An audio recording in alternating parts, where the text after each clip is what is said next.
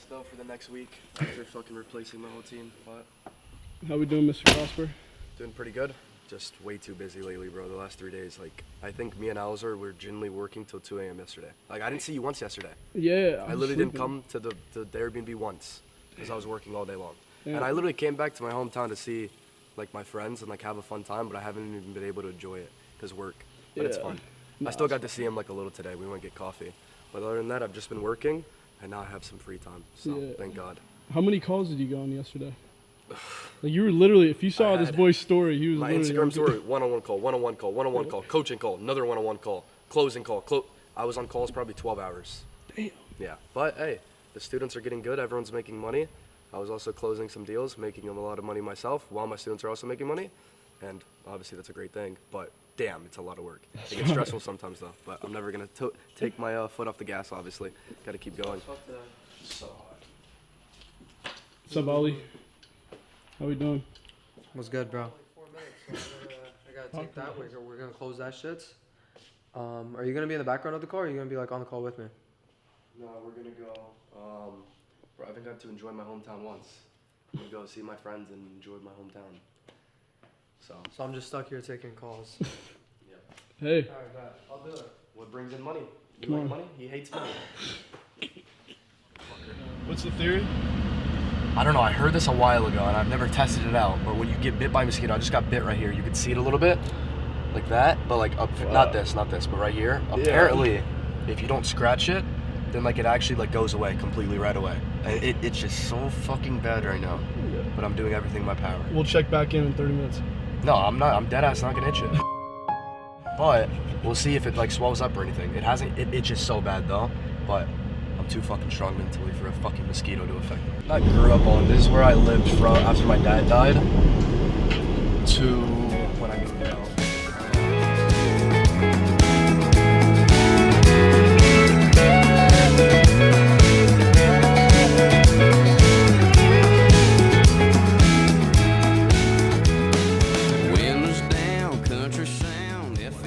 That neighborhood that we just went to, Yeah. there was nothing there before that at all. Damn. Like we were the only neighborhood. All the shit was like, well, not this type of shit, but all of it was like country shit.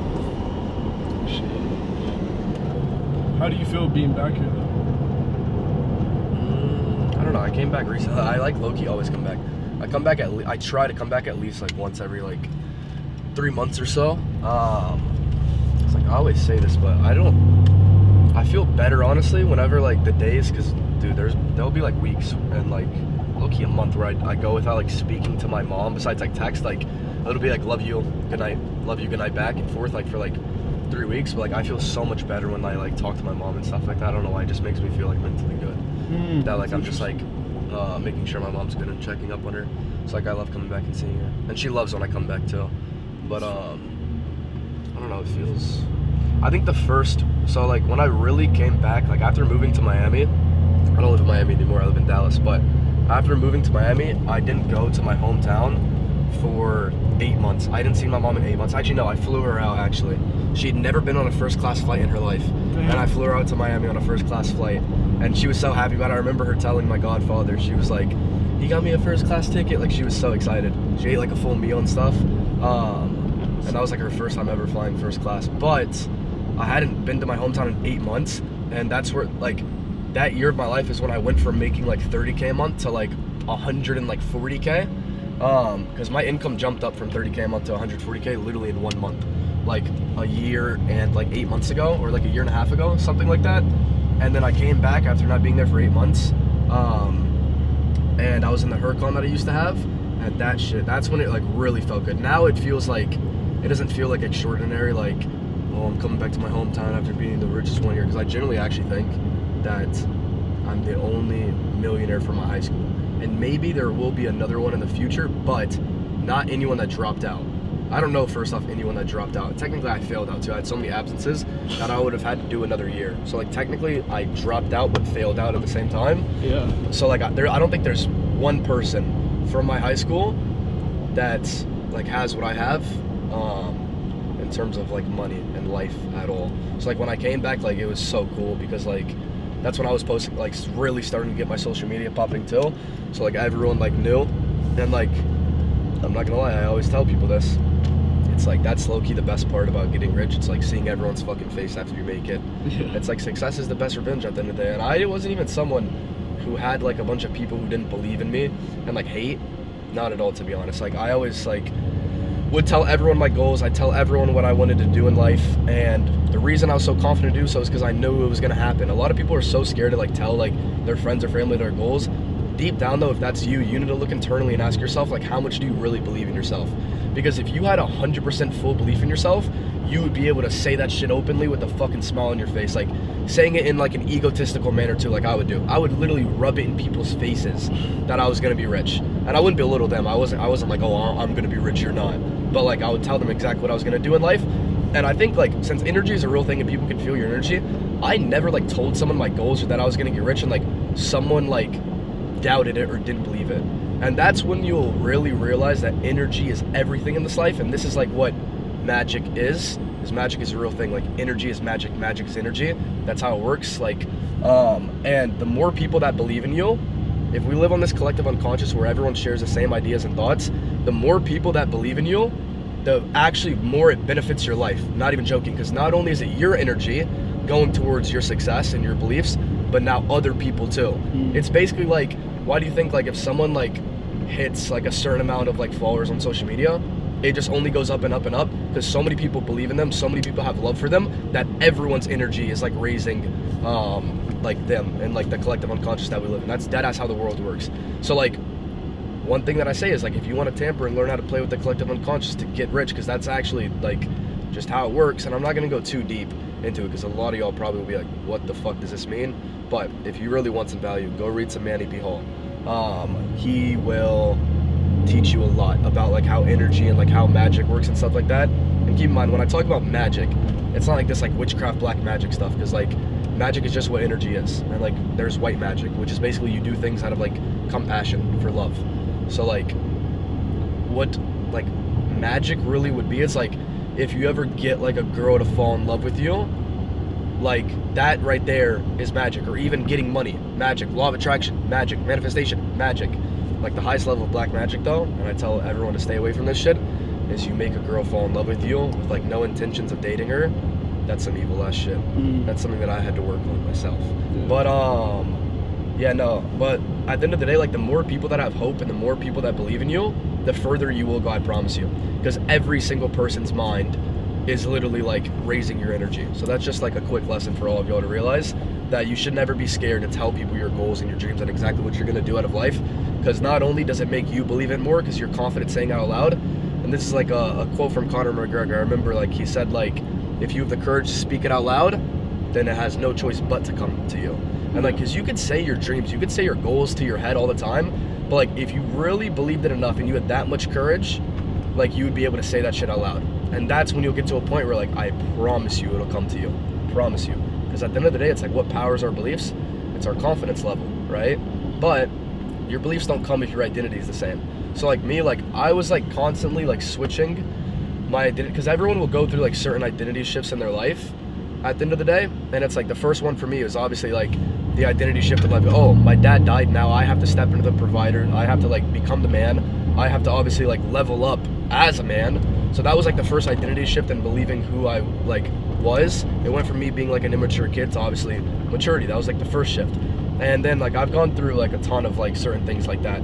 Even like 3 months ago, I went through another one where I realized like, okay, like the next step is work ethic. Like I know all this stuff mentally, like I've got my dream life basically, I say easy, but like whenever I remember I was having a conversation with my best friend since 3rd grade, Landon, and I was like, yeah, like I work smart, I don't work hard. He's like, bro, Hudson, you always say that, but you have to realize like what you went through mentally and like what you did, like all the books you read, all the knowledge you gained, all the wisdom you gained, it's like that is harder to do than sitting and doing manual work or taking calls all day, right? Yeah. And I was like, damn, you're right, I have done more work than everyone. Like this type of mental work, which is the hardest work to do, because obviously our mind is fucked up. Our mind is literally 90% subconscious. I remember I was having this conversation with one of my students in Greece, Sean, shout out Sean, y'all probably seen him in the videos, and he was telling me that he heard somewhere from me, and I think it was like on a coaching call that I ran like a year ago, because he's been in my program for like a year now, and he was like, I remember you saying, because he asked me about it, he wanted like me to like explain it more. He was like, I remember you saying that like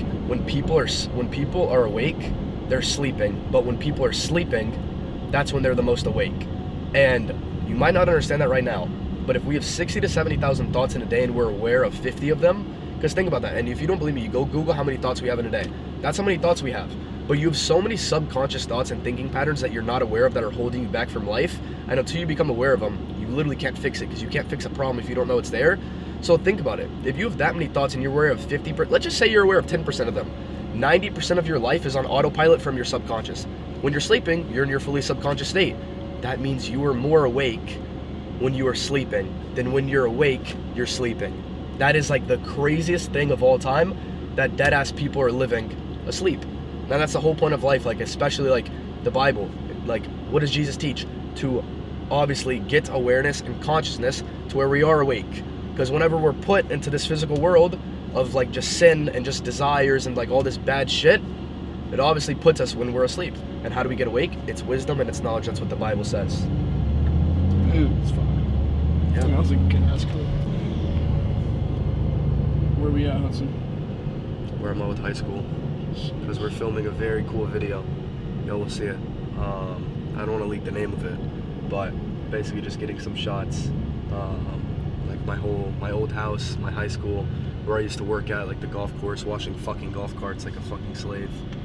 I deadass like hate, like obviously like I have to still like be able to relate to people, because people see my life and they see my success and they think like, oh, maybe he's always been there, stuff like that. But like I was never like obviously where I'm at now, and like I just want everyone to know that like at the end of the day, no matter like how good you see my life, like it wasn't always as good. That's why like I still sometimes like obviously want to relate to people, where people see like my story of like how it all started. Like I was 15, 16 working at a golf course cleaning fucking golf carts, but it still sucks to admit that to myself. I don't know why, like my ego is like so big that like I literally hate talking about like the fact that I even ever had to fucking work a job online. But it's a necessary thing. Like everyone watching this, it's like you need, the first step is obviously get a job where you can save money and then invest in knowledge, invest to get a skill. That's what I did. And I invested into a mentorship when I was obviously 16 years old to get into high ticket sales. And the one thing that I would say though is like no matter what, like how much I despise like talking about, it was even hard for me to start talking about my dad dying and overdosing on Xanax, because I don't want people to be like, oh, Hudson had a piece of shit father, because like in other people's eyes, yeah, he looks like a piece of shit, like he looks like an abusive alcoholic drug addict. But like there were still good times I had with him. He still taught me a lot. He taught me to always just have perseverance, always be tough. And obviously I learned a lot from my job too, that I never want to listen to anyone for the rest of my life, and I can't keep slaving away, and I can't obviously waste my time for like a little bit of money, because like I would literally sometimes, and I was getting screamed at by 50-year-old men. I'll never forget. I could say all their names right now. I fucking hate them, even though I don't hold hate for anyone in my heart. I just say that because I'm just a very passive-aggressive person. But at the end of the day, it says in the Bible, like to get anything you want with prayer, like you have to forgive everyone in your heart. So I don't hold hate for anyone. But what I will say is like, it's just very sad how people try to keep you trapped in their world, and like they would be literal 50-year-old men screaming at me to do something, and obviously I learned a lot from that too. Like I was working 6 a.m. shifts sometimes till 9 p.m. Like that long of shifts, 13-hour long shifts. Wait, that's not even 13. That's, I don't know, my math is very fucking bad. However long that is, dude, and it would suck. And keep in mind, talk about people could be there like, oh, I get paid like 15 an hour, like it sucked. I was getting paid $7.25 an hour, the minimum wage. I was an actual slave. And even like right now when I'm saying it, I fucking hate admitting it to myself, because like, or like admitting it to anyone on the camera, because like obviously who I am now and the idea I hold of myself is just like so high. But like to get here, like I had to go through that. That's why like I'll, no matter what, like I'll always say the bad that I had in my life, like the job, my dad passing away, like all the terrible shit that I went through. I have to tell y'all, because I know a lot of y'all are going through the same things, and like I want y'all to see that there's something at the end of it. There's always light at the end of the tunnel, but you'll never get to the end of the tunnel if you don't at least first see the light and see the hope, right? And yeah, it's kind of weird being back here. I literally technically had 1 year of high school, because freshman year it got cut off because of COVID. Sophomore year, like you didn't have to go into school, absences didn't count, so I would skip school. I had like 110 absences, which is why I wouldn't have been able to graduate. And then 2 weeks into my junior year, I dropped out within like 2 weeks. like right before I turned 18. Or no, right after I turned 16. I dropped out of high school like the week after I turned 17. And yeah, so I haven't been back to the school in like, damn, it's so weird sometimes. Like even like some people that I know that are in college or like some friends, I'm like, damn, like you're in school. Like I can't even like conceptualize it because like I haven't been to school in, what is that? I'm 21, 17, 4 years. I guess I'm about to be 22 though, so technically like 5 years. So like I don't even understand the whole school thing in my head anymore. Like it just seems so like not familiar to me at all. Yeah. Did you have any teachers you fucked with though, or no? My teachers hated me but loved me at the same time because like I was always just like the one making everyone laugh, and I was like a dickhead, but then like they still like loved me for some reason. Like it was a very love-hate relationship. Like sometimes my teachers would dead ass cuss at me, but then like they would still like show me, like they wanted to like help me so much and stuff like that. And I remember I actually have it. I wish I could pull it up on my phone. My mom like sent me a picture not too long ago because she saved like all my things. There was like this letter I had, and it asked basically like, what's the number one thing that I forgot what it was, number one thing that you like learned like being in school. And I literally wrote down, this is 9th grade, I wrote down that you don't need school to be successful. And it was like best thing you ever heard. And it was like one of my teachers told me that I'd be a millionaire. That was the teacher that failed the fuck out of me. My Spanish 2 teacher, she was hot too.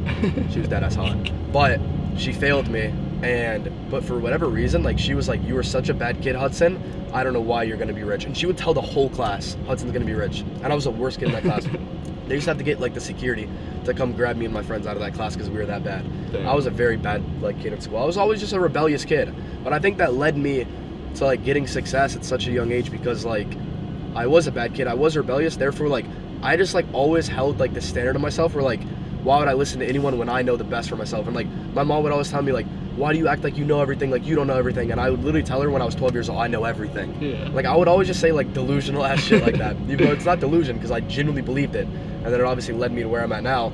But yeah, I was always a cocky little shit. Like I have always been like this. Like, I don't know. I just always held a high standard for myself. And this is what you need in your life. It's like, if you haven't started a business model yet, if you haven't found a skill, if you're still like lost and you're still trapped and you don't know what's the next move, like you have to sit back and like self-analyze and be like, do I know who I am and do I know what I'm worthy of? Because Hudson Cosper, I would have never let myself fail. I would have never let myself give up. I would have never let myself not get rich. This was the only outcome that was possible. Therefore, in my head, if it was the only outcome that's possible, how is there any possibility of another outcome happening? It is impossible. That's how the world works. It all starts with the mind. What's this right here, Hudson? This is where my Spanish class was actually. And what's fucking funny is I was like literally just like thinking this in my head. There's 5,000 kids at the school. Like I think like our graduating class, even though I didn't graduate, was like 1,200 people. There's that many students in the school. I'm the one that made it out. I'm the only one that dropped out. Only one that didn't go to college. And the only one that made it out. So, at the end of the day, it's like, now after watching this, are you still gonna sit here and let other people's opinions on how life works, like you have to go to college, you have to go to school to get rich, you have to get a job. Like I remember my dad and mom would always tell me that. That's not how life works, Hudson. That's not how life works. I'd laugh in their face. That's not how life works. Well, I guess it worked. I guess that is how life works however I wanted it to work. And then it worked out at the end of the day. But, yeah, never fall into people's world. And at the end of the day, you can't blame your parents. Like, I never hold a grudge on my mom for not believing in me. We always laugh about the conversations we have because she's like, no, Hudson, like I always knew you were the smartest kid. And like, by the way, just because I'm smart doesn't mean you have to be smart. Like there's people dumber than you making more money than you. Like if you have low IQ, like I've seen some low IQ fucks still get rich because like intelligence doesn't have to do anything to do with success. So like, don't be like, oh, I feel like I'm not smart now, I can't make it. Yeah, you can. But like me and my mom like laugh about it because she's like, no, I believe in you. Like I always knew you were so smart. Like you were so confident. Like you were literally the best at everything you did. I just didn't believe in what you did, which like deep down, like she low-key coping. I don't think she believed in me at all. Cause like, I think she thought, you know, like you see like this hot topic stuff on the internet where it's like, oh, be delusional in order to get rich and all this bullshit. That is like the most like false concept in the world because at the end of the day, like in other people's like perception, it is delusion. Like my mom and dad thought I was delusional, but like in my head, like your mind knows everything, so it knows what delusion is. So if you're telling yourself like, oh, I'm being delusional right now in order to get rich, your mind's gonna know it's fake and it's not real. The only way to get rich is your mind to believe that it's real. So like it needs to come from confidence, not delusion. But other people should view it as like your dreams and desires as a delusion, literally. And if they don't, you are not dreaming big enough at all. But when me and my mom have those conversations, like, I can't blame her for not believing in me and believing what I'm doing, because she's never seen it before. We were talking about this literally last night, and she was like, I mean, you're the first person I've ever seen it. And I was like, I don't blame you at all, because like, you'd never done it before. She's like, yeah, you're the first person I've ever seen make money online. So like, how was I supposed to know that it was gonna be like a thing that actually like works out and stuff like that? Because your parents come from a different generation. So like, people who hold grudge and they hold hate for their parents for not believing them, you literally can't blame them. You have to be able to see it from their perspective. But just don't let people bring you down to their world, because everyone's life experience is not going to be your life experience. Just because, let's say, your dad and mom like went to college and got like good jobs, or maybe they didn't get good jobs because they didn't go to college or whatever, they're obviously going to tell you something based on their personal life experience, but they do not know what's best for you. The only person that knows what's best for you is yourself. And a lot of times when people say the only, like the person who knows best is like God, but at the end of the day, it's like God will allow you to go down any path that you want in life, and you're the one that has to choose it. So like, God gave you the ability to decipher which path is the best for you and how you dictate your life to be at the end of the day. And for me, I dictated this life. I wanted this life, and like, I didn't let anyone's like life experience or their advice be like affected for my world, because I knew like at a very young age, I was like, well, why would I listen to my parents, or why would I listen to like anyone who like says it's not possible to get rich and like make online money and like do all the type of stuff that I do now, if they have never... That's a little kitten. Oh, it's a little ass kitten. Where? Oh, it's gonna die. Damn. Oh, I saved 2 dogs earlier too. Damn. I was already going to get coffee, and this guy with the top down, fucking dickhead, is driving fast as fuck in the neighborhood. I'm yelling at him, stop, stop, stop. Stop. He doesn't stop. The dog went right in front of his car. If that dog stayed still and did not move, he would have hit it. I got pissed. I was like, you almost hit the fucking dog. Like, I was so mad, and he was like, sorry. Like, he got, like, because he saw the dog after. I don't know how he didn't see the dog. With his like top down on his car, he could see the whole road. And like, I went, and like, the dogs kept looking at a specific house. So I went and I knocked on the door, and then I was like, your dog's let loose. Like, they almost got hit. And she's like, thank you so much. And I wanted to like low-key bitch her out and be like, yo, like, they don't have collars.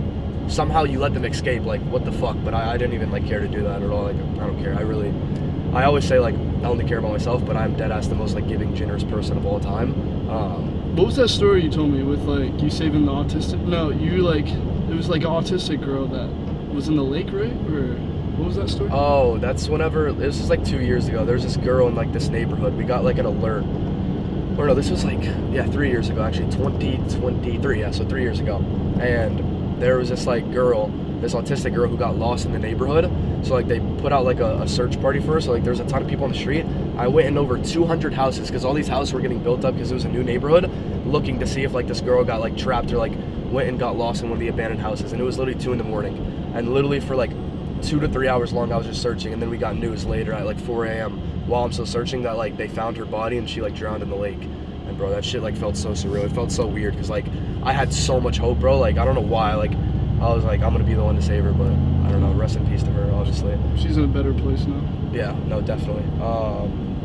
Yeah, I don't know. My mom always said I had like a very big heart, which I do. I feel like me and Alizar were having this conversation yesterday. He was like, dude, he's like, even like the more I am around you, he was like, everyone used to tell me how giving and how generous you are, and he's like every day just gets more and more. He's like, you are the most giving, generous person in the world. He's like, why do you do that? Like, you want to know what's behind it. And he was like, do you know it's going to come back to you? And like, I don't even think about that when I'm being generous or when I'm giving to people. Like, oh, I'm doing this so it comes back to me. Because obviously that is how life works. Like, it will come back to you at the end of the day. But I do, because that's just who I am. I don't know. I'm just a generous, giving person. But there's also a side of me. Like, I'm not just going to sit here and like act like this fucking nice, wholesome guy. I'm giving to the people that I love. I'm not going to be giving to someone that doesn't deserve anything in life at all.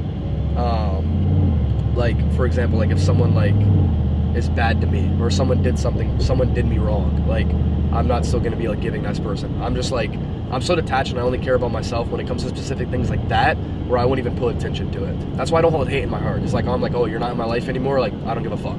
Yeah. At all. Simple as that. But back to what I was saying about the like whole parents thing.